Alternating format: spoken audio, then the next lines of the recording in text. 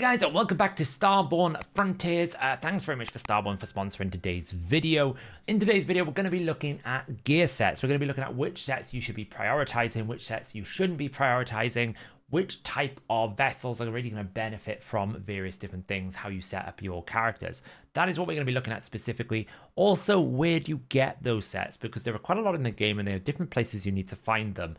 And that's really important thing to note. So let's take a look at some of the options here right now available to us in terms of sets. You can go into the filter and you can see that there is lots of different icons, but obviously these are icons. If you're new to the game, you're unfamiliar, like, I don't know what these all things are, then obviously it's not going to show you here to be able to see what these sets are. But we can look here, we can see that there's a fortitude set, there's attack sets, there's lots of different various sets available to us. So let's run down this list and have a look. So we've got a fortitude set. This is a two-piece set, gives you some HP, pretty good bog standard starter set. It's not something you're going to necessarily want to keep long term, but in the early days when you're starting out, you're getting some gear, 15% HP is really good for you. Now, attack actually is something you will keep quite a lot of.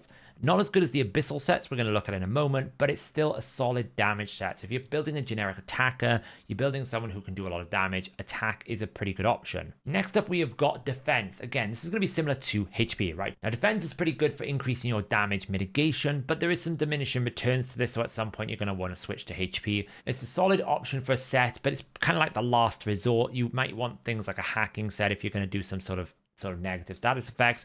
You might want a recovery set if you're a tank. There's lots of different other options here. So I always feel like the defense and the HP are kind of like the last choice down the line. Next up, we have speed sets. Speed sets are great if you just need to be the first ship in your turn. Speed sets are really great for that. Pretty straightforward, 15% speed, two-piece sets. Then we get into hacking sets. This is really important if you need to apply negative effects to the enemy. Hacking sets are really good. But there is always a second tier above these sets, so just keep that in mind. Like, this is great early game, but you're not going to want to keep these for super long term. Next up, we have a protection set. So this is where we start getting a little bit different. Everything up till now has been, two pieces, you get a stat. Right now, you're going to get two stats. You're going to get defense, and you're going to get security. Now, this isn't exactly a great combo in the sense that the kind of stat distribution you get, 10% defense, 20 security. I feel like if you want security, we'll need more of it, but it's still an option if you need to have like a sort of a high security front line. Next, we have ambush. It's going to give you 10% attack and 5% speed. This is great if you want to go faster, very good for damage, but you are losing 5% attack. So if you want to be more invested in attack, then keep that in mind. Then we get critical. Critical, very, very good set. 5% crit rate, 10% crit power. Obviously, you need to get to 100% crit rate unless you're going to have some sort of in-combat buff. That's really helpful, so that set's great. And crit power is going to obviously multiply the damage. It's kind of like your second, maybe your third choice on any damage dealer that you're building. Next up, we get Leech. Leech is a heal from the damage you deal. So if you're going to be taking lots of incoming damage, this might be an option if you're going to want to try and mitigate or offset that damage. And then we get a shield set. Now, again, this is helpful in the early game, but actually there's just so many more. There's just better sets down here. It really is. Now, Decimation. Decimation is going to improve your damage. So if you have someone who's going to put damage over time effects, such as the burns, then this could be a great option to really improve and increase the damage. Cloaking, you're going to get a 2-turn stealth. Might be very useful for arena more than anything else. When you go into an arena fight, this is going to protect your ship. Probably useful for that instance. Actually not as good in PvE. You're not really going to want to use it, and it's very niche. You're probably just keeping that for your arena fights. Then we get to Repair. Repair is one of my favorite sets, especially for characters that I've showcased in previous videos, such as the Salvation, Heliodor. They're really, really strong healers, and this is a two-piece set, so you can really stack this up, 20%, 20%, 20%. This will help you do outgoing healing. So any support that is healing in your team, Repair is probably going to be one of your first points of call. Reflect, I would totally just not do. And the reason why is it requires the enemy's damage, right? The enemy needs to be the source of the damage, and you don't really want to be taking that much damage. So almost immediately, it's a bad thing to have. And the amount of damage it then reflects, 10% is basically only 10% of the 100%, right? It's 90% is gone. So you're taking an awful lot of damage for not a lot of gain. So Reflect is just not a great set to uppick. You're probably not going to need this. And Revenge is almost, in most cases, never an ideal option. You almost always want to take the attack percent chests, or the attack sets, or the some of the abyssal sets we're going to look at in a moment, because this requires you to lose health. So again, you're finding this like really narrow window it's not really going to be a window you're going to have an awful lot of control over. But boost is actually an interesting one. If you have like an offensive support, someone who's going to give you some stats. I've used Griff before to do this. It basically stacks up lots of buffs on you. Then boost will increase the duration of those buffs. It can be very useful if you need to really keep those buffs going. It also works as well if you're a defensive buffer. You want to put a lot of the buffs up that keep your team alive.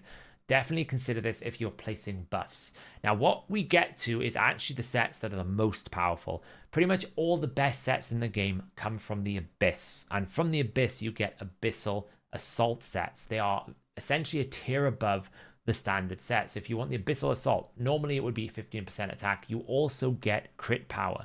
So you almost always want to go Abyssal Assault over the Assault sets. And this is probably the best set to pick for your generic damage dealers, right? This is the set you want to go to in order for you to get the most out of those damage. Now, Abyssal Safeguard is essentially the 15% HP with 10 security. This is a better version than the other set that you saw before. This gives you less security, but it gives you a little bit more HP. So it just depends what you want. Do you want more security or do you want more defense? This is HP instead of defense, which is probably more valuable for you. So definitely this is really great for your front lines. Then we get Abyssal Ward. This one also very good for front lines, but less of a...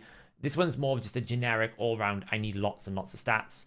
Abyssal Breach, hacking, it's better hacking set. Hacking is needed for a lot of different effects. Definitely what you would pick if you want to be an offensive debuffer. And then we get to the crafting sets now. Omnicore is a different one. It's the only one that is a 4-piece here. That is going to give you 10% of all of your stats. It's a lot of stats to give, so it's going to give you 10%. Now, there is another 4-piece. Actually, now that it's remembered, I think it's the boost set. The boost set on this set is the one that is the 4-piece sets. So it's a heavy investment, but if it pays off and it's going to give you what you want, it's great. I would say the boost set is more valuable just because having an extra turn on all your effects is really, really good. Whereas 10% all stats, you kind of always picking stats you don't want. If you want a damage dealer, you kind of want attack. So I'm losing 5% to trade it off for all the other attacks. That's the thing to consider. Now, recovery is really good here if you want a little bit more self-sustain. It reduces the outgoing healing, but you get a bit more innate sustain. So if you're frontlining, someone like a Helidor might find recovery a little bit better. Exploit, as I said, is very difficult to get. In my last video, I went over how to acquire these three and the fourth set as well, which is the swiftness set, that they only come from faction ops or from the dispatches, specifically exploit and the speed set. That's only from faction ops, which might be quite hard for some players. This is basically just an advanced offensive hacking set. Pretty good damage, I must say. Now, these are all the breakdowns of all the sets, but which ones should you really be using? Well, the Abyssal sets are by far the best. But they're not going to be sets that are going to be readily available to you because the only place you can get them is in this Abyss mode, right? When we go into here, it is in the Abyss mode. This is where you can start getting some high-end rewards. This is where you'll get all of the Abyssal sets. It's the only place you can get them. So going through this, you'll get a fair amount. It's a very cool mode. You'll get lots of different options. Try to pick up your 6-star pieces when it's offered to you as a trade. This is the best sets in the game for you to be using damage dealing on. Now, there are some other sets. Like I mentioned, there is Workshop. This is where you can get these Recovery, Omnicore, Swiftness, and Exploit. You can get Omnicore Recovery pretty simply from just doing dispatches, playing the game, doing some AFK modes. Exploit and Swiftness, that's going to come exclusively from the faction ops, right? You've got to basically progress in faction ops. That is where you will get these rewards. It opens you have like basically 6 keys a day, and you can do different zones depending on what ships you've been able to summon. This one's much harder to do because you need to have the roster, you need to have built the ships, and it's also on a limited supply. Whereas the dispatch, that's just a matter of time. So that's another thing to consider. The other sets are pretty much going to come from the bounties. We have Elan Nephila, Mama Magliesia, General Colosso, and Fenry Calories. Now, the one that I would say definitely you want to try and get is the boost and recovery set. Ellen has the best sets that you will use outside of the Abyssal because he has got the repair set and he's got the boost set. These two are the sets that I think are quite valuable outside of the Abyssal sets. The other one that you will want to look for is the speed set. This is with Calories. Calories is going to give you the speed set and critical and attack. So those are the 2 dungeons that I would say are more valuable than the others because these are the sets that you're going to want to build on more characters. Your offensive, your damage dealers are going to want this attack and critical set. Your fast supports are going to want speed. Your healers are going to want to have this heal set, the repair set, and then of course boost is great if you've got any offensive supports. Now if you need to do some hacking, of course there is also Maglizia that will give you some hacking sets, but the others are not as important. So there you go guys, a very swift breakdown of what you really want to be focusing. Abyssal sets that match the type of character you're building. So if I'm building Ravager right now, it's a damage dealer. So what do I want? I want Abyssal Assault, I want Critical, and I want Assault. Those are the focuses that I'm looking for. I'm not really looking for stuff like Fortitude and Speed. I'm looking for the Abyssal Assault paired with the Abyssal, the attack sets here. Now you could make an argument that because Ravager also applies a Inferno is damage over time, you could maybe consider the actual damage over time effect, but actually his on-hit damage is just too good. You just want to build them to do damage, much better to do this. Whereas someone like a Heliodor is really going to benefit from recovery. I've actually got him built in 2 recovery here. Really going to benefit from the recovery set because he is going to heal every time. Every time his plate happens here, he's going to heal on the passive.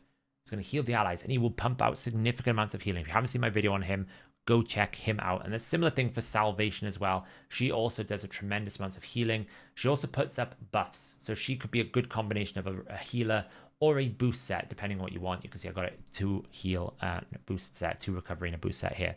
So make sure you get those. Start off early, but then start clearing it out. If you've got some of these bad sets, like, just clear them out, especially the Reflect and probably also the set that you do more damage when you lose health. Those sets are not great. You can probably save yourself some coins, and it is pretty expensive to upgrade, so you need to really farm those. There you go guys, bit of a swift ride through where do you get everything. Crafting, Abyss, bounties, faction ops. Those are the 4 key areas where you will find gear, but the Abyss, more than anything, that's the most important area to get gear. That's where I spend most of my time. Let me know in the comments below, guys, what you think about all this. And as I said, thank you so much to Starborne for sponsoring today's video. If you want to play the game, if you want to download it, if you like what you see, click on the link in the description or the pinned comment. That will take you straight to Steam. You can play it on Steam, you can play it on mobile, you can play it on many platforms. I played on Steam right here.